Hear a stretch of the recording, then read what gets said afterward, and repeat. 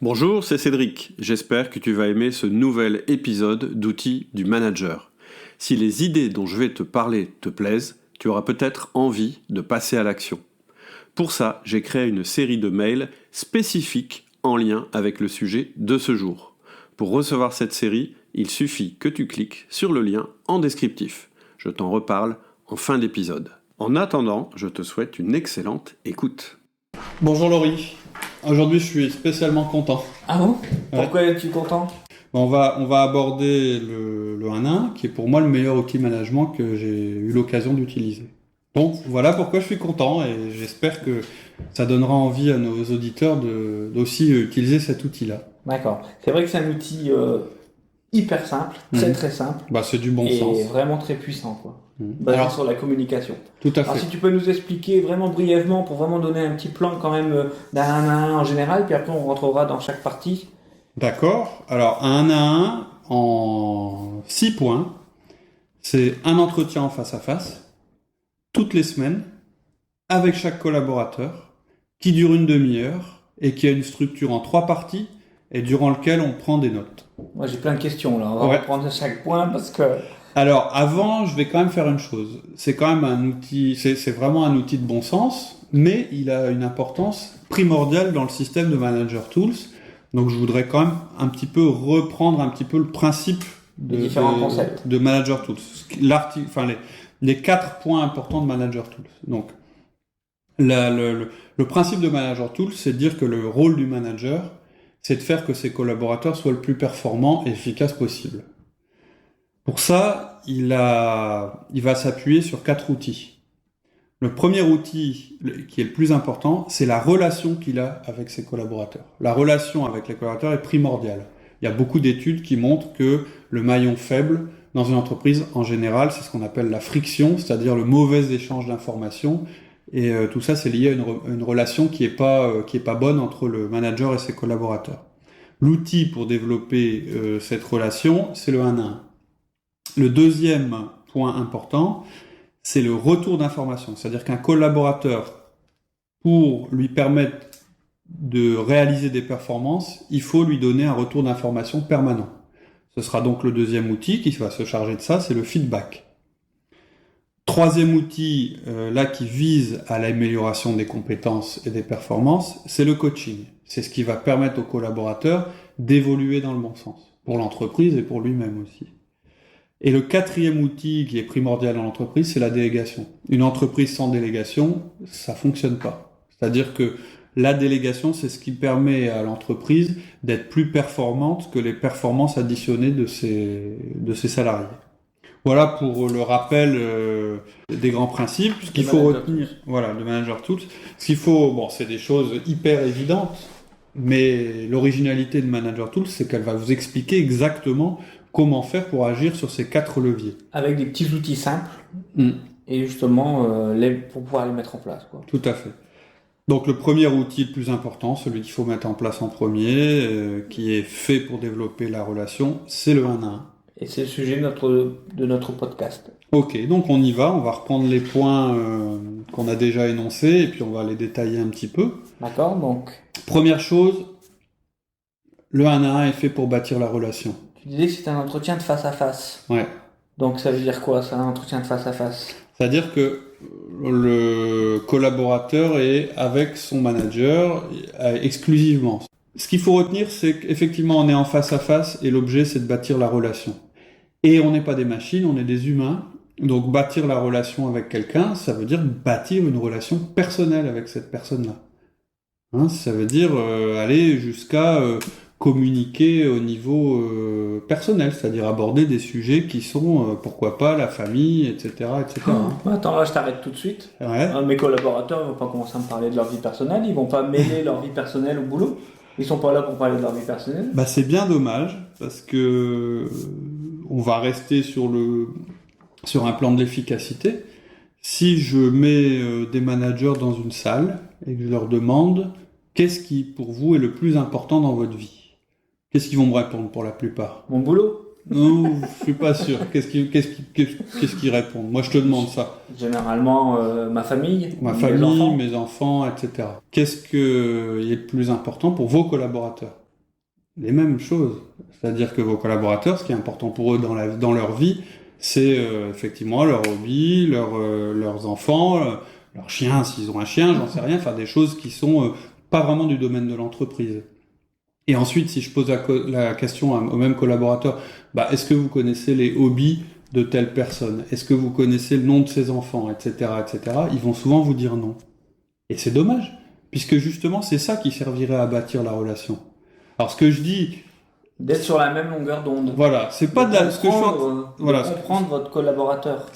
Alors, le risque, c'est quand je dis ça, c'est que les gens disent, ouais, ok, c'est de la manipulation. On n'est pas dans le monde de Candy. L'objectif, c'est bien d'obtenir des résultats. Cette relation privilégiée que vous avez avec votre collaborateur, elle a pour objet de l'aider à réussir ses résultats. Ensuite, vous allez avoir des collaborateurs qui sont pas du tout ouverts à ce genre de discussion. Il faut aussi respecter leur volonté. Ce que je veux dire, c'est que moi, j'avais peut-être, par exemple, je vais prendre mon exemple. Je suis quelqu'un qui est orienté résultat, de par mon profil, qui accorde plus d'importance aux tâches qu'aux personnes, encore une fois selon mon profil. Je me soigne, mais je suis quand même fait comme ça. Je me suis bien rendu compte que ça fonctionnait pas bien. C'est-à-dire que la communication personnelle avec les gens est quand même quelque chose de beaucoup plus efficace comme levier. Et en plus, c'est plus agréable. Et c'est quelqu'un qui vient des chiffres qui vous dit ça. Moi, j'ai plutôt une formation financière et contrôle de gestion, et je suis très orienté résultat. Moi, j'avais tendance à être très réticent par rapport à la communication personnelle. C'est-à-dire que dès que quelqu'un commençait à s'ouvrir sur ce qu'il avait fait le week-end, etc., pour moi, c'était du temps perdu. Ou alors, je me sentais trop empiété sur sa vie personnelle. Pourquoi est-ce que tu sentais que c'était pas en relation avec l'entreprise? Ouais, voilà, c'est ça. Et or, je m'aperçois que, non, la relation, on n'a pas une relation. On est des êtres humains, donc la relation, c'est un tout. Si on communique bien, si on se connaît, on arrivera à mieux travailler ensemble. En fait, le but de bien connaître l'autre, faire attention à lui pour voir justement, pour améliorer la communication et la relation qu'on a avec lui. C'est un levier très très puissant. Ça peut éviter en plus de faire des fois ce qu'on appelle des gaffes. Ouais, tout à fait. Par rapport aux collaborateurs. Quoi. Et puis de le connaître, c'est vraiment ça. Alors il y a des gens qui ont ça d'instinct, c'est inné. Pas tout le monde. Ok, donc on a vu un petit peu la présentation générale sur le 1 à 1. Donc l'outil qui permet de bâtir une relation, ça permet vraiment de créer un moment privilégié et basé sur l'échange entre les différentes personnes. Tout à fait. Tu nous parlais... On va le répéter souvent. Ouais, exactement. La personne importante dans le 1 à 1, c'est le collaborateur. Ouais, exactement. Et c'est lui qui est vraiment mis en valeur, quoi. Tu parlais de toutes les semaines. Ouais. C'est vraiment toutes les semaines? Toutes les semaines. Chacun de vos collaborateurs, toutes les semaines. Alors, ça représente... Alors, ça peut paraître... j'ai dit collaborateur, ça veut dire que je vais perdre 5 heures par semaine avec mes collaborateurs. 5 heures sur une semaine de 35, ça fait beaucoup. Alors, je sais pas s'il y a beaucoup de cadres qui font 35 heures, mais ça reste beaucoup, quoi. C'est quasiment une demi-journée si vous avez 10 collaborateurs. Donc, ça peut paraître effrayant pour certains. Sauf que quand vous vous mettez du point de vue du collaborateur, ça représente 3 à 5 jours par an. C'est-à-dire une semaine, une demi-heure par semaine, si j'enlève les congés, etc., sur 52 semaines. Vous ferez le calcul chez vous avec petite calculatrice. Vous verrez que ça fait entre 3 et 4 jours que vous lui consacrez. Je pense que par an. J'ai dit par jour? Non, c'est ça. Par an. Je pense que si votre collaborateur se rend compte que vous n'êtes pas prêt à passer 3 à 4 jours pour lui dans l'année, mais pour un manager, il va pas vous considérer comme un manager. C'est vrai que dit comme ça, pour un manager, passer 3 à 4 jours avec un collaborateur, c'est pas beaucoup, ça fait beaucoup pour lui, en tant que manager. Mais combien de temps ça représente pour lui, c'est pas ce qui compte pour le collaborateur. Lui, ce qu'il voit, c'est combien de temps vous passez avec lui. Donc voilà pour la période. C'est du temps passé, c'est beaucoup de temps effectivement passé, mais c'est du temps concentré et qui va vous permettre de gagner du temps par ailleurs. D'accord. C'est-à-dire qu'au lieu d'être interrompu en permanence par des gens qui vous posent des questions tout le temps, ou d'avoir une frustration parce que vous n'avez pas une relation assez suivie avec les gens avec qui vous travaillez, du coup, dès qu'ils vous voient, moi ça m'est arrivé, ils vous suivent partout dans les couloirs en vous posant plein de questions, vous allez aussi maîtriser ce temps-là. Donc vous savez que cette portion-là de votre semaine est consacrée à vos collaborateurs. Et je vous garantis qu'au bout de quelques mois de pratique, ce sera le temps le plus important dans votre management. Pour moi, c'est vraiment les moments où il se passe le plus de choses dans mon entreprise. Je le vois, hein, on a fait nos 1 à 1 cet après-midi, il y a plein de choses qui se passent pendant 1 à 1. Et c'est vraiment quelque chose qu'on a mis en place avec toutes les personnes qui managent des gens chez nous font le 1 à 1 désormais. C'est-à-dire que moi, je vais faire des 1 à 1 avec toi, Laurie. Toi, tu vas faire des 1 à 1 avec ton responsable de production et de magasin, qui lui-même va faire des 1 à 1 avec ses magasiniers et ses opérateurs. Ça veut vraiment dire que c'est un outil, un excellent outil pour que la relation dans l'entreprise se fasse à tous les niveaux. Et en plus, ça a vraiment un effet de levier énorme. Tout à fait. C'est le plus gros effet de levier qu'on puisse trouver en management. Exactement. Donc ensuite, on avait dit toutes les semaines. Donc toutes les semaines. Alors, je voudrais juste préciser une chose, c'est que ce qu'on est en train de dire là, ce sont les principes, les grands principes. Il y en a qui sont peut-être plus importants que d'autres. Celui de la semaine, du rythme, qui est toutes les semaines, il est important. Parce qu'en entreprise, on raisonne beaucoup à la semaine. Et le risque, si on raisonne pas à la semaine mais au mois, c'est que les choses se décalent et que pour finir, on perd. Et la relation, elle se construit pas une fois par mois, quoi. Elle se construit vraiment toutes les semaines. Donc le mieux pour être rigoureux, c'est quand même de les programmer. Oui, alors tout à fait. C'est-à-dire que ce qu'il faut éviter, c'est l'erreur qu'on a peut-être fait au début chez nous, c'est d'attendre la fin du 1 à 1 pour programmer le suivant. À partir du moment où vous savez que c'est toutes les semaines, le mieux c'est de les programmer. Je suis sûr que beaucoup de gens ici utilisent Outlook ou Lotus ou des choses comme ça. C'est quand même assez facile de programmer une réunion toute l'année avec une personne chaque semaine. Super facile. Je prends Outlook tous les lundis matin ou tous les vendredis après-midi. Alors justement, lundi matin et vendredi après-midi, c'est vraiment pas les moments les meilleurs moments pour programmer les 1 à 1 pour un tas de raisons. Hein. Le lundi, on a sûrement beaucoup de choses à faire avant de démarrer avec ses collaborateurs. Et le vendredi après-midi, c'est pareil, on est souvent à la bourre ou alors on est déjà la tête dans le week-end et pour moi, c'est pas du tout des bons moments pour faire ça. Surtout qu'on le répète, c'est un moment privilégié, on doit consacrer son temps aux collaborateurs. Tout à fait. Donc le lundi et le vendredi, c'est pas des bons jours. L'idéal, c'est mardi et jeudi. Ça permet aussi, si jamais vous voyez que le mardi vous êtes à la bourre et puis il y a un truc qui vous tombe vraiment au dernier moment, ça vous permet de décaler le 1 à 1 sans le remettre à la semaine suivante. Mais l'idéal quand vous devez bouger 1 à 1, c'est de l'avancer plutôt que de le reculer. Parce qu'en général, vous savez quand même un petit peu à l'avance ce qui va se passer dans votre semaine et vous pouvez rapidement reprogrammer vos 1 à 1. Le fait que vous fassiez ça, c'est un signal très positif pour votre collaborateur. Il voit que ça reste une priorité puisque même s'il se rend compte que vous avez des difficultés à assurer ce rendez-vous, vous allez quand même le remettre, comme si c'était un client. Être aussi sympa avec ses collaborateurs qu'avec ses clients, c'est quand même une idée qui se perd. Et c'est bien dommage. Parce que des collaborateurs qu'on traite pas comme des clients, ils risquent de pas traiter vos clients très très bien. Donc, quel serait ton conseil si j'ai plusieurs collaborateurs à voir? C'est d'étaler mes différents 1 à 1 dans la semaine ou plutôt de les regrouper? Bon, moi je les regroupe. Je trouve que c'est plus simple. Puis bon, au niveau planning, c'est quand même. Alors ce que je disais tout à l'heure pour le lundi matin, le vendredi après-midi, enfin pour le lundi plutôt et le vendredi. C'est une règle qui peut devoir être modifiée en fonction des métiers de chacun. Moi, je sais que par exemple, c'est très difficile pour moi de le faire le mardi. Je le fais plutôt, je les ai programmés le lundi après-midi parce que je suis souvent en déplacement, qu'on a des sites distants, etc. En plus, ce qu'il faut préciser aussi, c'est que tu as 2 sites. Ouais. Donc le lundi, c'est plus facile pour essayer de toucher tout le monde. Ouais, tout à fait. Alors ensuite, 1 à 1, ok, combien de temps ça doit durer? Non, une demi-heure, 30 minutes. Alors, le bémol que je mettrais par rapport à la durée, on l'a vécu, c'est que la maîtrise de cette demi-heure, elle s'acquiert avec l'expérience. Et puis il y avait des personnes avec lesquelles elle s'acquiert jamais parce que c'est des gens qui sont plus volubiles et qui ont tendance à déborder. Donc ça, après, ça peut s'adapter selon les personnes. Mais a priori, une demi-heure, c'est la bonne durée parce que d'abord, effectivement, vous avez un temps compté en tant que manager. Et puis qu'on n'est quand même pas là pour parler d'absolument. L'objet, c'est quand même d'avancer sur un certain nombre de points. Si on fixe pas de limite de durée, ça risque de un petit peu se perdre. La structure, le rythme risque de pas être très très bon. On peut dépasser alors les 30 minutes. Ouais, on peut dépasser, surtout au début. En fait, ce que j'ai pratiqué, c'est que les 1 à 1, quand j'ai commencé, je les ai mis tous à 1 heure d'intervalle. Comme ça permettait soit aux gens de dépasser, ou soit ça me permettait entre 2 1 à 1 de préparer le suivant.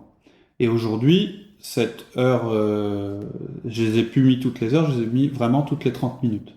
Sauf 1 ou 2 exceptions de personnes qui sont un peu, avec qui je sais que on va parler un petit peu plus qu'une demi-heure. Ça va déraper. Ok. Voilà. Alors un à un, ok, on a bien compris. Donc toutes les demi-heures, on voit tous les collaborateurs. Ça se passe où? Alors, on préfère des endroits où on est vraiment isolé, à deux, parce que 1 à 1, c'est quelque chose qui est personnel.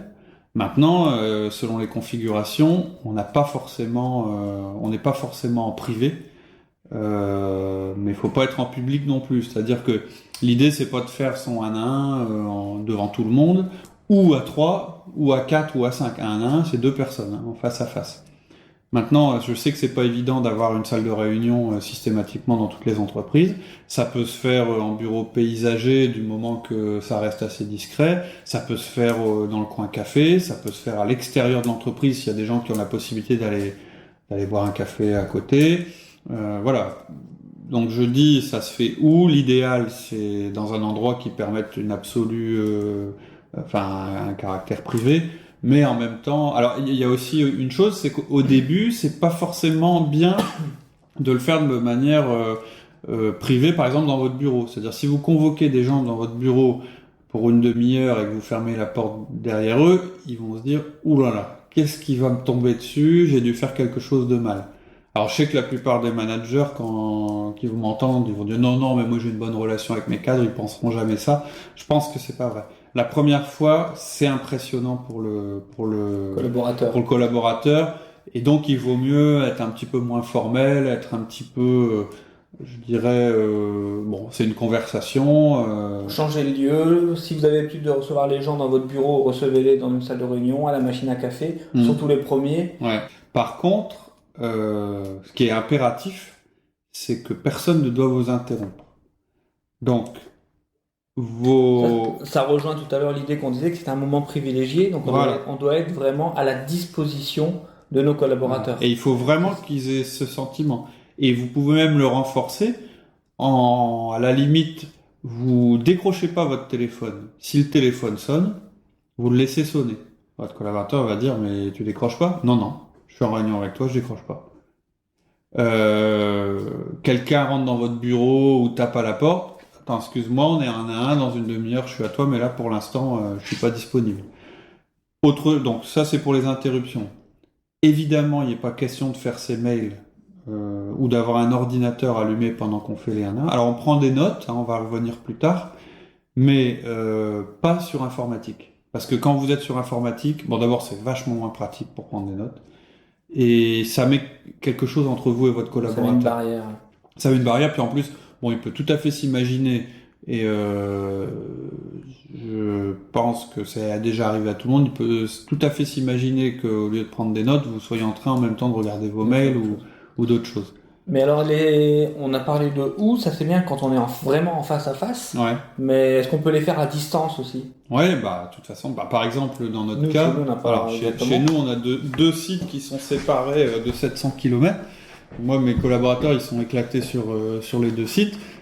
Donc, la plupart des 1 à 1 avec un des 2 sites, je les fais par téléphone. C'est pas l'idéal, je préfère avoir la personne à côté de moi et puis qu'on échange vraiment. Donc, quand c'est par téléphone, alors là, d'autant plus, pas de mail, l'ordinateur est éteint. À la limite, vous vous décalez, vous vous mettez sur votre bureau, un endroit où il n'y a rien en face de vous, vous fermez même les yeux, vous serez plus concentré sur ce que dit l'autre. Et à propos des mails, d'ailleurs, moi j'avais un collaborateur qui avait l'habitude de faire ses mails pendant les 1 à 1, je peux vous dire que ça se sent tout de suite. Faut surtout pas croire que quand vous êtes au téléphone, et que vous êtes en train de faire des mails tout en discutant avec quelqu'un, il s'en rend pas compte. C'est vrai d'ailleurs pour un client, un fournisseur ou pour vos collaborateurs. Vous sentez bien au ton de la personne qu'il n'est pas du tout en phase avec vous, et pour une raison simple, c'est que le multitâche, c'est que de la théorie. En réalité, ça n'existe pas. Quand vous êtes en train de faire autre chose, vous perdez le fil, ça se sent, et au pire, on vous entend même frapper sur votre clavier, ce qui n'est pas terrible. Ok, donc on a vu un peu où est-ce qu'on faisait aussi les 1 à 1. Mais pendant le 1 à 1, si on rentrait vraiment dans le vif du sujet, qu'est-ce qu'on y fait pendant ce 1 à 1? Comment on découpe les 30 minutes? J'espère que tu as aimé cet épisode et que tu as eu des déclics et des prises de conscience. C'est l'objectif de ce podcast. Si c'est le cas et que tu vas aller plus loin avec moi pour passer à l'action, parce que sans action, la réflexion ne sert à rien, je te propose une série de mails spécifiques qui sont en lien avec le sujet abordé par cet épisode. Ils vont te permettre de bien ancrer les idées et de passer à l'action. Et si tu veux aller encore plus loin, je te proposerai une formation. Il te suffit de cliquer sur le lien en descriptif et de me donner ta meilleure adresse email. À bientôt. Salut.